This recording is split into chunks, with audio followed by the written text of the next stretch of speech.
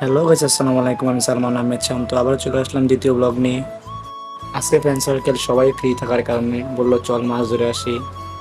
এদিকে বলতে না বলতেই চলে আসলো বন্ধু লিমন এবং বন্ধু শ্রাবণ, সঙ্গে আরেক ছোট ভাই।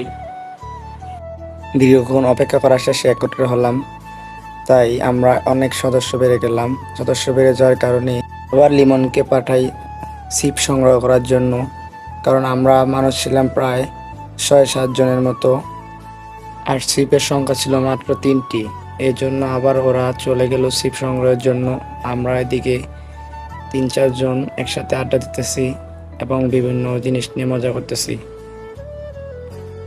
অনেকক্ষণ যাবত অপেক্ষা করার পর আর ভালো লাগতেছিল না, তখন আমরা ৪-৫ জন বললাম চল আমরা হাঁটতে থাকি। আর আর এদিকে ছোট ভাই আরেক ছোট বন্ধুদের সাথে মজা করতেছিল। তখনই আমি বলে উঠলাম, এখনই ওই অবস্থা, তুই বড় হলে কি করবি? কোন ছোট ভাইকে মুখে বলে ভালো করে বোঝানোর চেষ্টা করলাম, বুঝলো না। তারপর কি আর করা, হাত দিয়ে বোঝানো হলো। অনেকক্ষণ যাবৎ লিমনদের জন্য অপেক্ষা করতেছিলাম, ওরা আসে না বললে বন্ধু শ্রাবণ বললো চল আমরা চলে যাই। ব্লগের ফুটেজ নেওয়ার সময় বন্ধু শ্রাবণের খাজা বাবা মুটকির ডেকটা দেখা যায়।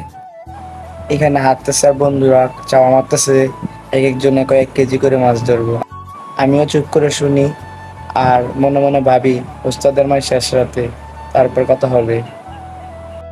ভাবতে ভাবতে একটা ছোট সেতু সামনে পড়লো, আর আস্তে আস্তে সেতুটা পার হওয়ার সময় পা পিছলে বড় একটা বিপদ থেকে রক্ষা পেলাম। আলহামদুলিল্লাহ, বড় কোনো বিপদ হয়নি। এই বলে শুকরিয়া আদায় করতে করতে সামনে যাই, তখনই হঠাৎ চোখে পড়লো একটি সান্ডাটা দেখে ভাবতে থাকলাম কত আর বিদেশের জন্য অপেক্ষা করব এবং কত আর সিঙ্গেল থাকবো। সেই জন্য এটিকে ধরার চেষ্টা করলাম, যেন কপিলের মেয়েকে পটিয়ে সিঙ্গেল থেকে মিঙ্গেল হই এবং ওই দেশে পাড়ি দেই। দুঃখের বিষয় স্বপ্ন স্বপ্ন রয়ে গেল। মজা করতে করতে চলে আসে আমাদের গন্তব্যে। সবাই একত্রিত হয়ে সবার মতো নিজ নিজ পছন্দের সিপ নিচ্ছে।